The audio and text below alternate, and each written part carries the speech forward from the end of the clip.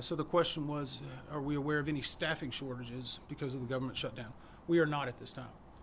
SDF Tower, from what we can see and what we've been told, was at proper complement.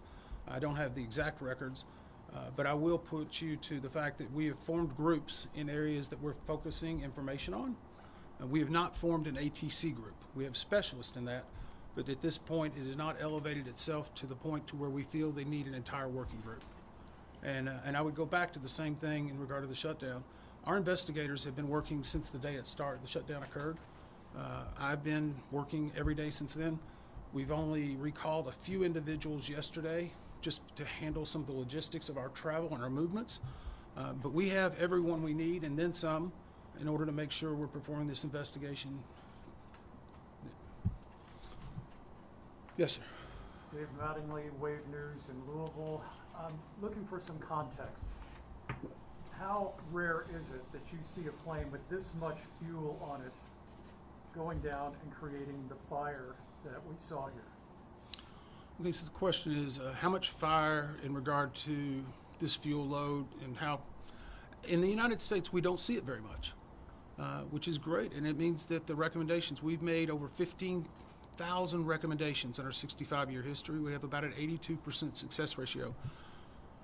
We have a mantra that used to be in front of our training facility, and it's, from tragedy we draw knowledge to improve the safety for all. And so for every tragedy we've had, we draw more knowledge and we try to learn from that. And we hope that we don't repeat the same mistakes. So in this case, I'm sure we're going to learn some new things. We're going to make some recommendations and some findings. What they are yet, we do not know. But I would say a freighter that's fully loaded, that's going to Honolulu, is going to have a large amount of fuel.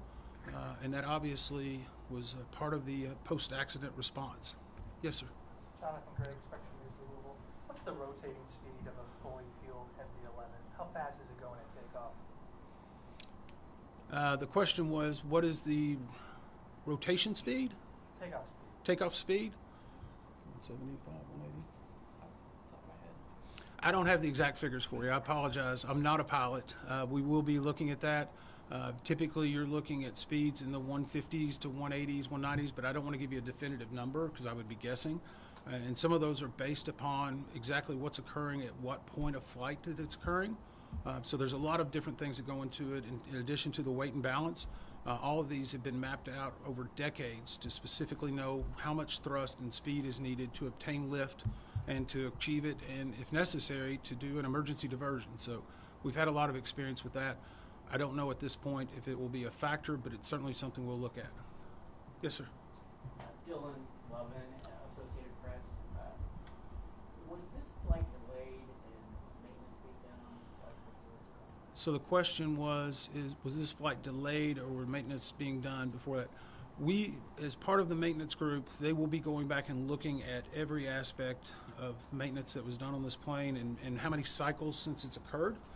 To date, UPS has indicated to us that it was not delayed and that there was not maintenance work done immediately before.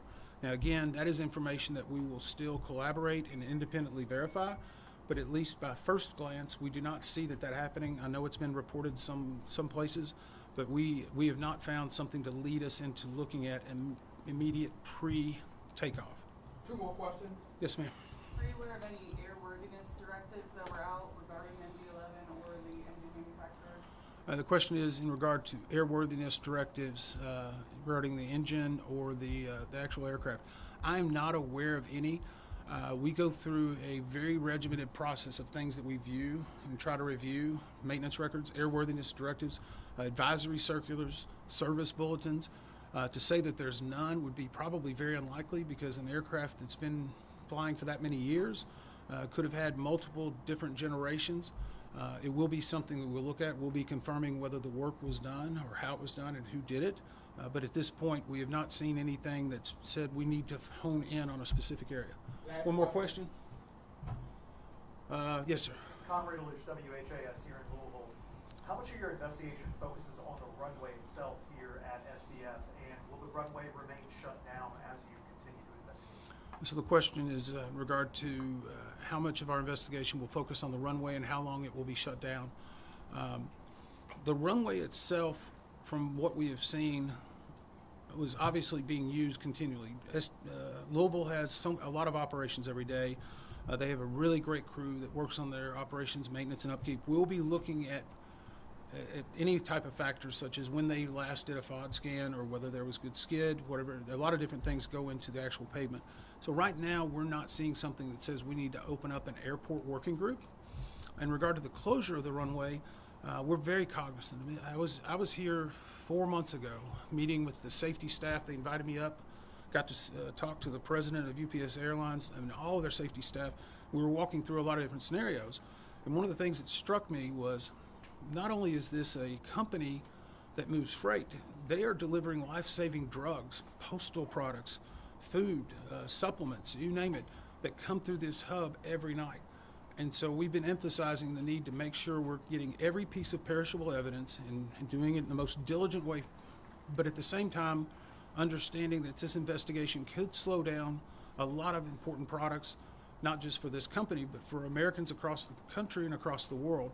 And I think we have to be cognizant of that. That's the reason why we were working so diligently today to try to do the mapping and to get the FOD walk. In regard to actually keeping the runway shut down, we do not shut down runways. As the airport authority, obviously they have been working with us in a great fashion and are trying to do everything they can to make sure we have the information. But we are hopeful that we can turn over at least one of the runways shortly, and as soon as possible the other runway, while still preserving all the evidence. Thank you very much. What about a timeline when you might have a preliminary report out?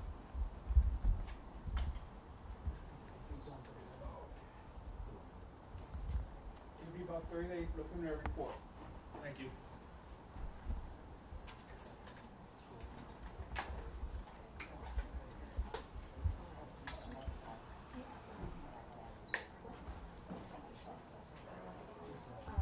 Keep that on.